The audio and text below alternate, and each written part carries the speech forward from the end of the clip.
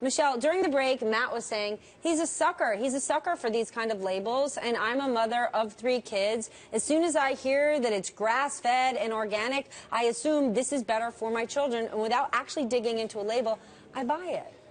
I agree. I would as well. I've always been, for years and years before it was fashionable, on the margin, why not err on the side of safety? Right. You know, you're never really totally sure, but pesticides, hormones, additives, preservatives, how can they be great for you?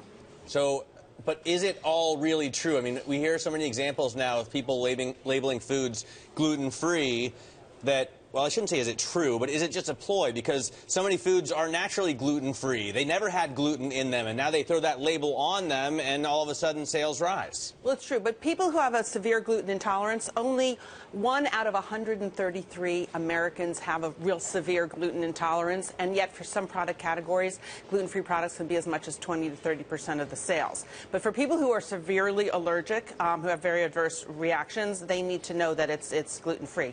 And legislation's been passed and it's been put into effect to make sure that products that say they're gluten-free really are. But it doesn't feel like this gluten-free situation is a bit of a fad. I mean, it seems like every 3rd person I dine with today is gluten-free, yet 4 years ago, they were definitely throwing down pizza with me. True, but on the margin, again, if they think they feel better, I don't know if it'll stay for sure, but some people claim that they feel better, whatever the reaction is, so why not do it?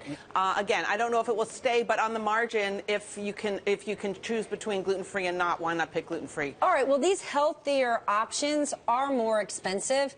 How can one deduce how much healthier are they really?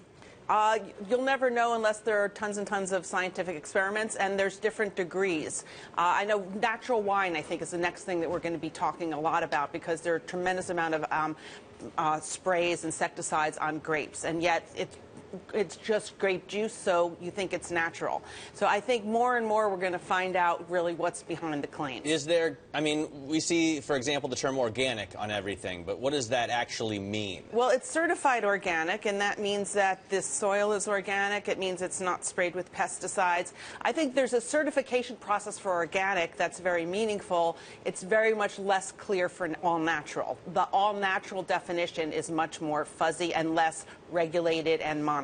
Kraft recently announced that it was going to be removing the artificial orange and yellow dye from their macaroni and cheese.